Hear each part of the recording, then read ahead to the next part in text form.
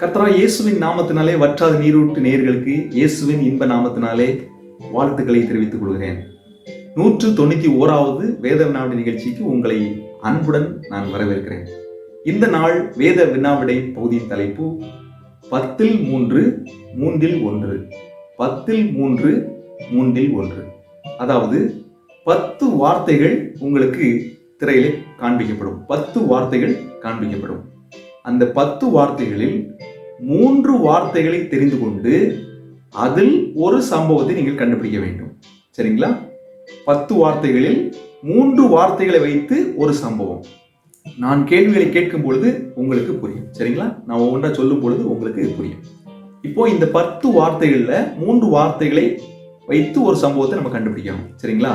ஏதோ ஒரு 3 வார்த்தை அந்த சம்பவத்துக்குள் சம்பந்தப்பட வேண்டும். சரி, ஓகே. இப்போ நீங்க யோசிக்க ஆரம்பிங்க. உங்களுக்கே பதில் கிடைத்துவிடும். சரி, இப்போ பழைய ஏற்பாட்டுல ஒரு நபர். சரிங்களா? பழைய ஏற்பாட்டுல ஒரு நபர். இப்போ யோசேப்பு அப்படின்னு சொல்றேன்னு வச்சுங்களேன், என்னென்ன வார்த்தைகளை நீங்கள் சம்பந்தப்படுத்த முடியும்? யோசேப்பு அப்படின்னு வச்சுக்கிட்டேன், என்ன வார்த்தைகளை நீங்கள் சம்பந்தப்படுத்த முடியும்? நான் பெயர் கூட சொல்ல மாட்டேன், ஆனா நீங்க ஒவ்வொன்றாக கண்டுபிடிக்க வேண்டும். இதுதான் இன்றைக்குரிய கேள்விகள். இந்த 10 வார்த்தைகளுக்குள் 3 வார்த்தை பிரித்தெடுத்து அதில் ஒரு சம்பவத்தை நீங்கள் கண்டுபிடிக்க போகிறீர்கள். உங்களால எத்தனை சம்பவம் கண்டுபிடிக்க முடியுதோ கண்டுபிடிக்கலாம். நான் ஒரு 10 ஆன்சர் எடுத்து வச்சிருக்கேன். நீங்க உங்களால எத்தனை பதிலை கண்டுபிடிக்க முடியுமோ கண்டுபிடிங்க. சரிங்களா? யோசிக்க ஆரம்பிங்க. நான் கண்டுபிடித்து வைத்திருக்கிற பெயரையும் அந்த 3 வார்த்தைகளையும் நான் உங்களுக்கு வேகமாக சொல்ல விரும்புகிறேன். ஓகே? சரி, நான் முதலாவது கண்டுபிடித்த பெயர் யோசேப்பு. இந்த 10 வார்த்தைகளுக்குள் எப்படி யோசேப்பை கனெக்ட் பண்ணலாம் அப்படின்னு சொல்லி பார்த்தோம் அப்படின்னு சொன்னா, சிறைச்சாலை, வஸ்திரம், பணம். சிறைச்சாலை, வஸ்திரம், பணம். சரிங்களா? சிறைச்சாலை, யோசேப்பு சிறைச்சாலைக்குள்ள தள்ளப்பட்ட அனுபவத்தை நம்ம பார்க்கிறோம். அவனுடைய அப்பா அவனுக்கு பல வர்ண வஸ்திரத்தை தைச்சு கொடுத்ததை நம்ம பார்க்கிறோம். அதே போல யோசேப்பு பணத்துக்காக தன்னுடைய சகோதரர்களால் விற்கப்படுவதை நம்ம பார்க்கிறோம். சரிங்களா? அப்போ யோசேப்பு என்பது நான் கண்டுபிடித்திருக்கிறேன். அதுல 3 வார்த்தைகள் என்ன அப்படின்னு சொன்னா, சிறைச்சாலை, வஸ்திரம், பணம். ஓகே, இன்னும் வேற யார் பேர்லாம் நீங்க கண்டுபிடிக்கலாம்? யோசித்து கண்டுபிடிக்க பார்க்கலாம். 10 3 3 1. 10 3 3 1. இரண்டாவது, ஆண்டவராகிய இயேசு கிறிஸ்து. எப்படி ஆண்டவராகிய இயேசு கிறிஸ்துவுக்கு உகந்த 3 வார்த்தைகள் நம்ம கண்டுபிடிக்க முடியும் அப்படின்னு சொல்லி பார்த்தோம் அப்படின்னா, ரத்தம், வஸ்திரம், செடி. ரத்தம், வஸ்திரம், செடி. ஆண்டவராகிய இயேசு கிறிஸ்துவுடைய ரத்தம் நம்முடைய பாவங்களை நீக்கி நம்மை சுத்திகரிக்கிறது. வஸ்திரம், ஆண்டவராகிய இயேசு கிறிஸ்துவனுடைய மரணத்தின் போது அவருடைய வஸ்திரத்தை பங்கிட்டார்கள் என்று வாசிக்கிறோம். பணம், ஆண்டவராகிய இயேசு கிறிஸ்துவை பணத்துக்காக யூதாஸ் காட்டி கொடுத்த அனுபவத்தை நம்ம வேதாகமத்தில் பார்க்கிறோம். ஓகே, முதலாவது யோசேப்பு, இரண்டாவது நான் ஆண்டவராகிய இயேசு கிறிஸ்துவின் சம்பவத்திலிருந்து 3 வார்த்தைகளை நான் உள்ளடக்கி உள்ளேன். வேற என்ன வார்த்தைகள் கண்டுபிடிக்கலாம்? வேற யாருடைய சரித்திரத்தை 3 வார்த்தைகளை வைத்து கண்டுபிடிக்கலாம்? யோசிங்க பார்க்கலாம். ரொம்ப அருமையான ஒரு இன்ட்ரெஸ்டிங்கான ஒரு காரியம் இது. ஒரு இன்ட்ரெஸ்டிங்கான ஒரு குயிஸ் இது. நீங்க அமர்ந்து உட்கார்ந்து நீங்க என்ன செய்யணும்? கண்டுபிடிக்க வேண்டும். நான் உங்களுக்கு இப்ப பதிலை சொல்றேன், ஆனா நீங்க என்ன செய்யணும்? நீங்க நான் சொல்கிற பதிலை விடவும் நீங்கள் கண்டுபிடிக்கலாம். வேற ஏதாவது பதில் இருந்தாலும் நீங்க என்ன செய்யலாம்? கண்டிப்பா அனுப்பிவிடலாம். ஆனால் நிச்சயமா இந்த 10 வார்த்தைகளுக்குள்ளதான் 3 வார்த்தைகள் செலக்ட் பண்ணி நீங்க ஒரு சம்பவத்தை நீங்க கண்டுபிடி. 3வது பதில், நான் கண்டுபிடித்த பதிலை உங்களுக்கு சொல்ல விரும்புகிறேன். 3வது பதில், பெரும்பாடுள்ள ஸ்திரீ. எப்படி பெரும்பாடுள்ள ஸ்திரியை இந்த 10 வார்த்தைக்குள்ள உள்ளடக்க முடியும்? 10 வார்த்தைகளில் 3 வார்த்தைகளுக்குள்ள உள்ளடக்க முடியும் அப்படின்னு சொல்லி பார்த்தோம்னா, வஸ்திரம், ரத்தம், பணம். எப்படி வஸ்திரம், ரத்தம், பணம்? ஆண்டவராகிய இயேசு கிறிஸ்துவினுடைய வஸ்திரத்தை தொட்டு இந்த சகோதரி குணமடைந்தாங்க. உதிரப்போக்கு, ரத்தம் உதிரப்போக்கு வியாதி அவங்களுக்கு இருந்ததை நம்ம பார்க்கிறோம். தன்னுடைய பணத்தை எல்லாம் வைத்தியர்களுக்கு அவங்க செலவழிச்சாங்க. ஓகே, இந்த 3 வார்த்தைகளுக்குள், வஸ்திரம், ரத்தம், பணம் என்ற 3 வார்த்தைகளுக்குள் இந்த பெரும்பாடுள்ள ஸ்திரீயின் வாழ்க்கை சரித்திரத்தை நாம் உள்ளடக்க முடியும். சரிங்களா? ஓகே, வேற ஏதாவது கண்டுபிடிச்சிருக்கீங்களா?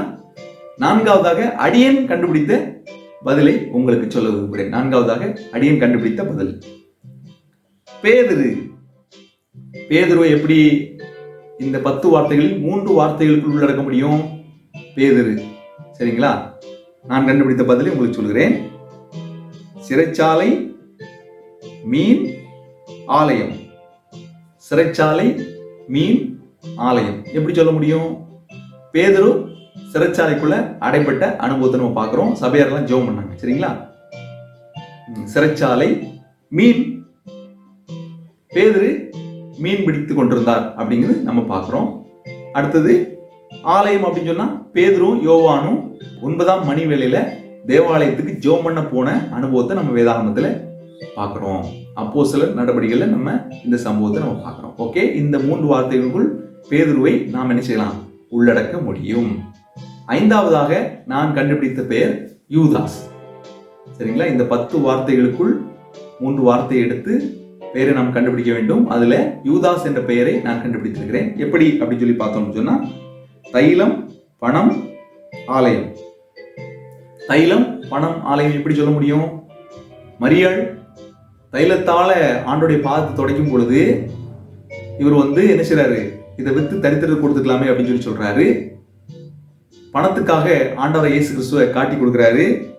ஆண்டவர் இயேசு கிறிஸ்துவ காட்டி கொடுத்த பின்பு ஒரு நேரத்துல அவர் அந்த பணத்தை தேவாலயத்துல எரிந்துட்டு நாண்டு கொண்டு செத்தார். ஆலயத்துல எரிந்துட்டு நாண்டு கொண்டு செத்தார் அப்படின்னு சொல்லி நம்ம வேதாகமத்துல பார்க்கிறோம். ஆகவே தைலம், பணம், ஆலயம் இந்த 3 வார்த்தைகள்ல யூதாசுடைய சரித்திரத்தை நாம் உள்ளடக்க முடியும். ஓகே, ஆறாவதாக நான் கண்டுபிடித்த பெயர் அன்னாள். பழைய ஏற்பாட்டுல ஒரு அன்னாள் இருக்காங்க, புதிய ஏற்பாட்டுல ஒரு அன்னாள் இருக்காங்க. நான் சொல்றது பழைய ஏற்பாட்டு அன்னாள். பழைய ஏற்பாட்டு அன்னாளை எப்படி 3 வார்த்தைகளுக்கு உள்ளடக்க முடியும் அப்படின்னு சொல்லி பார்த்தோம் அப்படின்னா, ஆலயம், வஸ்திரம், ஜெபம். ஆலயம், வஸ்திரம், ஜெபம். எப்படி? ஆலயத்துல போய் இந்த அன்னாள் ஜெபம் பண்றாங்க. ஆலயம், ஜெபம், வஸ்திரம். எப்படி வஸ்திரம்? தன்னுடைய பிள்ளைக்கு வருஷந்தோறும் என்ன செஞ்சாங்க? புது வஸ்திரத்தை தன்னுடைய சொந்த கையால தைத்து கொடுத்தாங்க அப்படின்னு சொல்லி பார்க்கிறோம். இப்போ ஜெபம், ஆலயம், வஸ்திரம் இந்த 3 வார்த்தைகளுக்குள்ள நம்ம அன்னாளுடைய சரித்திரத்தை நம்ம என்ன செய்யலாம்? உள்ளடக்கலாம். ஓகே, ஏழாவது கேள்வி. இதெல்லாம் உங்க நோட்ல எழுதி வச்சுக்கோங்க. சரிங்களா? ரொம்ப உங்களுக்கு ஆசீர்வாதமா இருக்கும். இன்னும் நீங்க வேற 10 வார்த்தைகளை போட்டும் இப்படி சரித்திரங்கள் கண்டுபிடிக்க முடியும். நீங்க ஏதாவது கூட்டங்கள்ல, திருச்சபைகள்ல இந்த குயிஸ் என்ன செய்யலாம்? நடத்தலாம். ரொம்ப எல்லாரும் ஆர்வமாக கலந்து கொள்வாங்க. சரிங்களா? அடுத்தது 7வது பவுல் பேரை கண்டுபிடிச்சிருக்கேன். பவுல் என்னென்ன வார்த்தைகள் அப்படின்னு சொல்லி பார்த்தோம் அப்படின்னு சொன்னா, ஆலயம், ஜெபம், சிறைச்சாலை. ஆலயம், ஜெபம், சிறைச்சாலை. பவுலும் சீலாவும் சிறைச்சாலைக்குள்ள இருந்தாங்க. அப்படித்தானே? ஆலயங்கள் எல்லாம் என்ன செய்யறாரு? இவரு சபையை துன்பப்படுத்தி இருந்ததை நம்ம பார்க்கிறோம். சபையை துன்பப்படுத்தி கொண்டிருந்த இந்த பவுல். அடுத்து பாத்தீங்கன்னா, இவர் 3 நாள் புசியாமல் குடியாமல் இருக்கும் பொழுது அனனியா தீர்க்கதரிசி அனுப்பப்படுகிறார். அப்பொழுது பவுல் என்ன செய்யறாரு? ஜெபம் பண்ணி கொண்டிருந்தார் என்று நம்ம வேதாகமத்தில் வாசிக்கிறோம். பவுலாக மாறிய சவுல் அவர் ஜெபம் பண்ணி கொண்டிருந்தார் என்று வேதத்துல வாசிக்கிறோம். ஆலயம், ஜெபம், சிறைச்சாலை. ஆலயத்தை துன்பப்படுத்தி இருந்தாரு. அடுத்தது அந்த புசியாம குடியா இருக்கும்போது ஜெபம் பண்ணாரு. இன்னுமாக பவுலும் சீலாவும் சிறைச்சாலைக்குள் இருந்த அனுபவம். ஓகே, 8வது கேள்வியில நான் ஒரு விடையை கண்டுபிடிச்சிருக்கிறேன். என்னன்னா, தானியேல் எப்படி இந்த 10 வார்த்தைகளுக்குள்ள 3 வார்த்தைகள் உள்ளடக்க முடியும் அப்படின்னு சொன்னா, ஆலயம், உணவு, ஜெபம். ஆலயம், உணவு, ஜெபம். எப்படி ஆலயம்? அவர் எருசலேம் தேவாலயத்தை நோக்கி ஜெபம் பண்ண அனுபவத்தை பார்க்கிறோம். அப்புறம் உணவுல அவர் டெஸ்ட் வருது. அப்படித்தானே? அதை ஜெயிக்கிறாரு.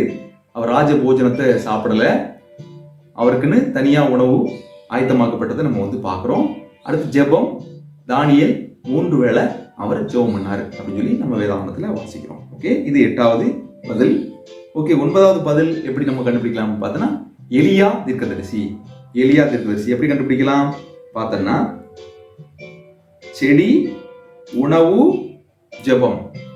செடி, உணவு, ஜெபம். செடி, உணவு, ஜெபம் எப்படி வரும்? அந்த எலியா சூறை செடியின் கீழே படுத்து கிடந்து நான் சாகணும்னு சொல்றாரு. அடுத்தது ஆண்டவர் காகங்களை கொண்டு போஷிக்கும் பொழுது அந்த போஜனத்தினால 40 நாள் பிரயாணம் பண்ணாருன்னு பார்த்தோம். அந்த போஜனத்தினால ரொம்ப தூரம் பிரயாணம் பண்ணார் என்று வேதத்தில் வாசிக்கிறோம். அடுத்து பார்த்தீங்கன்னா ஜெபம். எலியா நம்மை போல பாடுள்ள மனுஷனா இருந்து ஜெபம் பண்ணா ஆண்டவர் மழையை கட்டளையிட்டார் அப்படின்னு சொல்லி நம்ம வேதாகமத்தில் வாசிக்கிறோம். ஓகே, எலியா அப்படின்னு சொன்னா செடி, உணவு, ஜெபம். ஓகே, கடைசியா நான் கண்டுபிடித்த ஆன்சர் என்னன்னு பார்த்தீங்கன்னா யோனா. யோனாவை எப்படி சொல்ல முடியும் அப்படின்னு பார்த்தோம் அப்படின்னு சொன்னா மீன், ஜெபம், செடி. மீன் வயிற்றுக்குள்ள இருந்தாரு, சரிங்களா?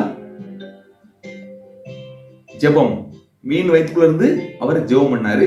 செடி, இவரு நினிவே ஜனங்களுக்காக வருத்தப்படாமல் நினிவே ஜனங்களை ஆண்டவர் காப்பாற்றினதுக்காக இவர் மனசாவப்பட்டு என்ன பண்றாரு அப்படின்னு சொன்னா வருத்தப்பட்டு அவர் இருக்கும்பொழுது ஒரு ஆமணக்கு செடி முளைக்குது.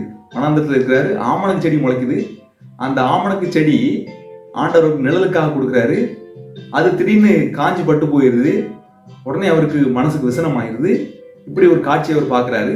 ஆண்டவர் நினிவே மக்கள் மீது கொண்ட அன்பை அவருக்கு வெளிப்படுத்தின காரியத்தை நம்ம இதன் மூலமா பார்க்கிறோம். ஆமணக்கு செடி. ஓகே, இப்படியாக யாருடைய சரித்திரத்தெல்லாம் கண்டுபிடிச்சோம்? யோசேப்பு, இயேசு, பெரும்பாடுள்ள ஸ்திரீ, பேதுரு, யூதாஸ், அன்னாள், பவுல், தானியேல், எலியா, யோனா. இப்படி 10 சரித்திரத்தை 3 வார்த்தைகள்ல நம்ம கண்டுபிடிக்கிறோம். சரிங்களா? இன்னும் நிறைய கண்டுபிடிக்கலாம். நீங்க உட்கார்ந்து யோசித்து நீங்க பதில்கள் அனுப்புங்க பார்ப்போம். உங்களுடைய நீங்க எப்படி வேதாகமத்தை ரொம்ப அதிகமா யோசித்து நீங்கள் படிக்கிறீங்க அப்படிங்கிறத நம்ம தெரிந்து கொள்ளலாம். இதுக்கு மேலையும் உங்களால பதில் அனுப்ப முடியும் என்று சொன்னால் அதை கரெக்டா நீங்க அனுப்பணும். சும்மா ஏனோ தானாண்டு வார்த்தைகளை கொடுத்துடக்கூடாது. சரிங்களா? சம்பந்தம் இல்லாத வார்த்தைகளை போட்டு நம்ம கண்டுபிடிக்க முடியாது. அது ஒரு புரிந்து கொள்ள தகுந்த விதத்துல நீங்க என்ன செய்யலாம், கண்டுபிடிக்கலாம். ஓகே, இதுதான் இன்றைக்குரிய கேள்வி. நீங்கள் எல்லாரும் உற்சாகத்தோடு இந்த வேத வினாடி நிகழ்ச்சியில பங்கு பெற்றீங்க. நிறைய பேர் உங்களுடைய அப்ரிசியேஷனை எனக்கு வாட்ஸ்அப்ல தெரிவிக்கிறீங்க. உங்களுக்கு நன்றி. சில பேர் ஒவ்வொரு வேத வினாவிடைக்கும் நீங்க பதில்களை கொடுத்து வர்றீங்க. அதுல கலையரசி அப்படிங்கிற சகோதரி ஒவ்வொரு வேத வினாவிடை பகுதியை பார்த்த பிறகும் அவங்க பதில் அனுப்புறாங்க. அடுத்தது அஜி சாம்சன் அப்படிங்கிறவங்க அவங்களும் ஒவ்வொரு முறையும் பதில் அனுப்பிட்டு இருக்காங்க. இன்னும் யூடியூப் சேனல்லையே இன்னும் சில பேர் பதில் எடுத்து கொண்டிருக்கீங்க. அதுல ஜானட் ராஜமணி அப்படிங்கிறவங்க நீங்க ஒவ்வொரு முறைக்கும் பதில் அளித்து கொண்டிருக்கிறீங்க. இன்னும் சித்ரா அப்படிங்கிற ஒரு சகோதரி அவங்களும் பதில் அளிக்கிறீங்க. உங்களுக்கு நன்றி. நீங்க ஒவ்வொரு முறையும் இந்த வீடியோவை பார்த்து நீங்க பதில்களை அளித்துக் கொண்டிருப்பதற்காக உங்களுக்கு நன்றி. உங்களுக்காகவும் ஒரு சிறப்பு பரிசை நான் கொடுப்பதற்கு ஆயத்தமா இருக்கிறேன். கண்டிப்பாக அது உங்களுக்கு சேரும். உங்களுடைய விலாசத்தை அனுப்பி வைங்க. இப்பொழுது நான் பேரெல்லாம் சொன்னேன். இன்னும் பல பேர் புதுசா இணைஞ்சி நீங்க பதில்களை அனுப்பியிருக்கீங்க. உங்களுடைய பெயர்களையும் விலாசத்தையும் நீங்க என்ன செய்யலாம், தயவு செய்து அடியனுக்கு அனுப்பலாம். உங்களுக்காக ஒரு அன்பின் பரிசு. சரிங்களா? வேற ஒன்றும் கிடையாது. ஒரு சின்ன பரிசு புத்தகத்தை நான் உங்களுக்கு அனுப்பி வைக்கிறேன். நீங்கள் அதை படித்து பயனடைய உங்களை அன்போடு கேட்டுக்கொள்கிறேன். தேவன் நம்ம ஒருவரையும் ஆசிர்வதிப்பாராக. மற்றும் ஒரு நிகழ்வில் சந்திப்போம். அதுவரைக்கும் உங்களிடமிருந்து விடைபெறுகிறேன். நன்றி, வணக்கம்.